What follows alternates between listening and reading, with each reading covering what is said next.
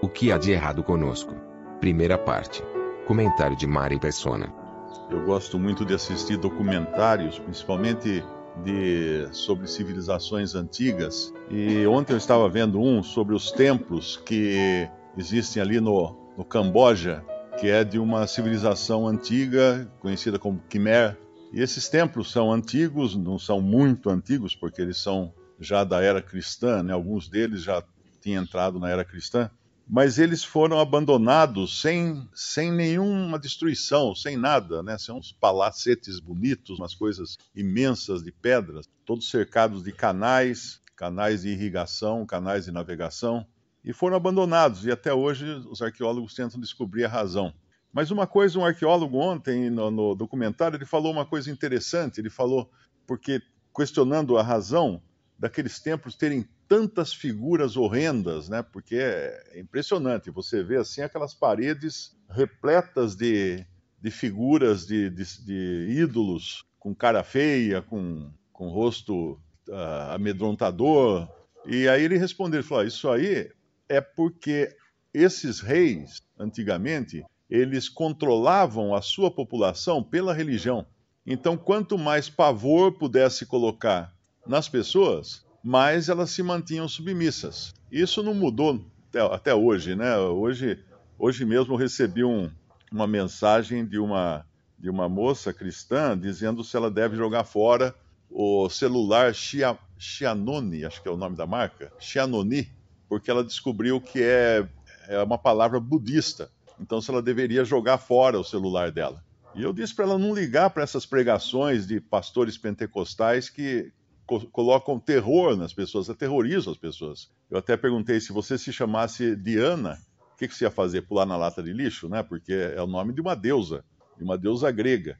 Então, o terrorismo religioso sempre foi usado para manter as pessoas submissas aos seus líderes, aos seus governantes, e principalmente nessas cidades que existem ali abandonadas, o poder era dos sacerdotes, né? Os sacerdotes que ditavam as normas. Então nós temos agora o cristianismo, que é algo totalmente diferente. Nós não somos atraídos ou subjugados pelo medo, mas pelo amor de um que morreu na cruz por nós, levou ali as nossas culpas e deixou para nós um acesso aberto e fácil ao trono de Deus.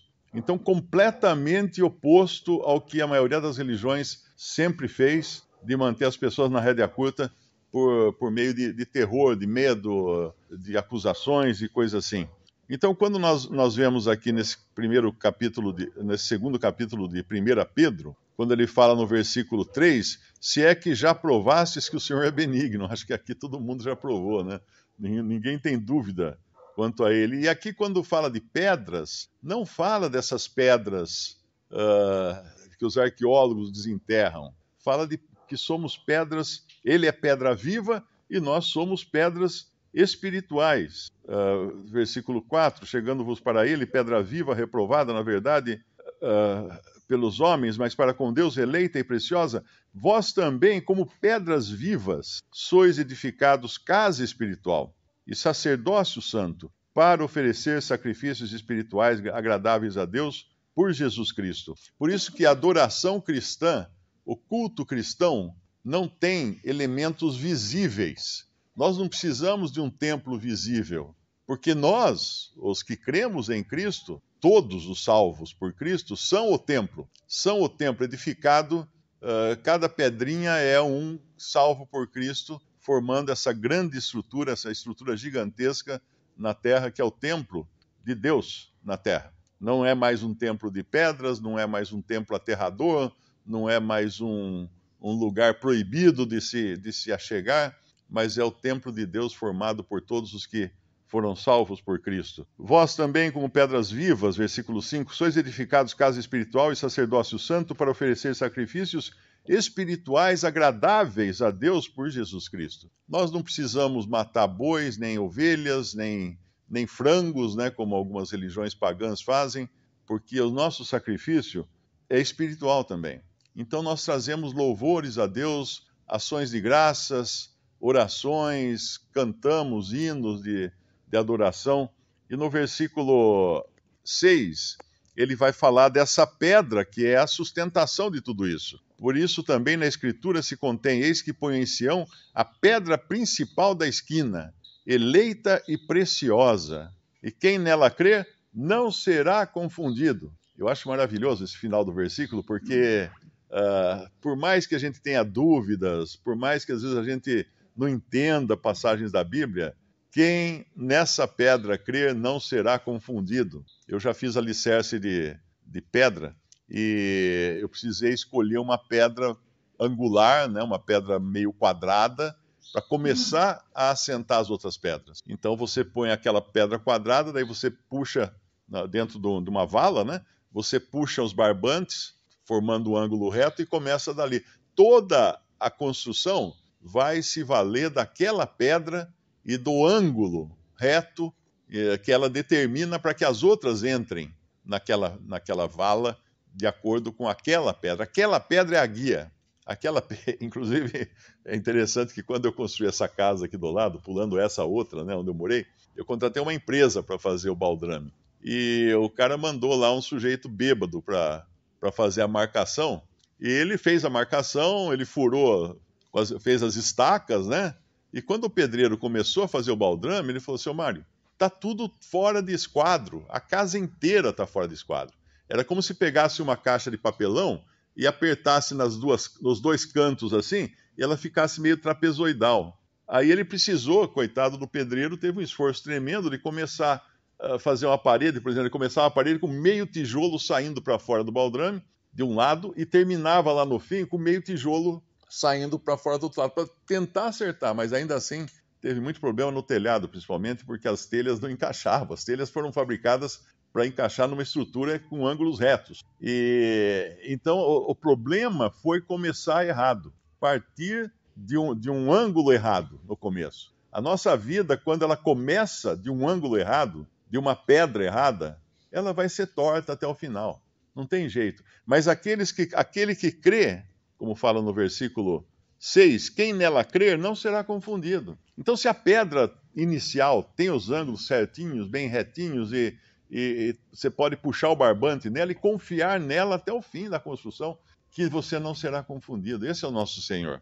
Mas para os que não creem, ele vai falar no versículo 8, e uma pedra de tropeço e rocha de escândalo para aqueles que tropeçam na palavra, sendo desobedientes para o que também foram destinados. Uma coisa é você não obedecer à palavra. Uma coisa é você não obedecer à palavra, por algum motivo. Por algum motivo você não quer obedecer à palavra. Sua vontade própria é maior do que a obediência à palavra. Outra coisa é tentar negar a fidelidade e a veracidade da palavra de Deus. Se tem uma coisa que nunca vai passar, é a palavra de Deus, né? Passarão os céus e a terra, mas as minhas palavras não passarão. Então, quando nós cremos nessa palavra, ela é como sendo fidedigna, não há o que errar. Não vai sair torta a parede da nossa vida, né? Ela vai seguir no prumo. Claro que ao longo da construção da nossa vida, mas nós vamos sair daqui, sair para lá, sair para cá, entortar um pouco de um lado, entortar um pouco do outro, mas estamos firmados na rocha que é Cristo. É a base, o fundamento de tudo é Cristo. No versículo 9, ele fala: vós sois geração eleita, sacerdócio real, nação santa, povo adquirido, para que anuncieis as virtudes daquele que vos chamou das trevas para a sua maravilhosa luz. Nós vamos entender a graça de Deus e a misericórdia de Deus quando nós entendemos que estávamos em trevas, que éramos escravos do diabo, escravos de Satanás. Como fala lá, eu acho que em Hebreus, né? Fomos libertos, deixa eu ver se eu acho aqui, eu não estou lembrando a palavra agora que fala, mas fomos do império das trevas, fomos transportados do império das trevas para a sua maravilhosa luz. Se nós tivéssemos um lapso de visão espiritual para enxergar o que é o império das trevas, eu acho que a gente desmaiaria, né? Porque de tão terrível era o lugar onde nós estávamos. E esse era o lugar de que fala Efésios 2 também. Efésios capítulo 2 nos fala dessa posição horrível em que nós estávamos. e vos vivificou, no versículo 1, estando vós mortos em ofensas e pecados. Quer dizer, não tem uma posição mais baixa para alguém estar do que morto. Morreu é o fim do poço, né? O fim da picada. Em que noutro tempo andaste segundo o curso deste mundo, isso nos fala das modas, dos costumes, das ideologias desse mundo, segundo o príncipe das potestades do ar. Quem é esse? Satanás. Alguém aqui já se deu conta de que um dia na sua vida andou segundo Satanás? Ai, eu imagino, eu sempre fui tão religioso. Aqui está dizendo o contrário. Aqui está dizendo que nós andamos segundo o curso desse mundo, que são as ideologias desse mundo, as religiões desse mundo, as filosofias desse mundo.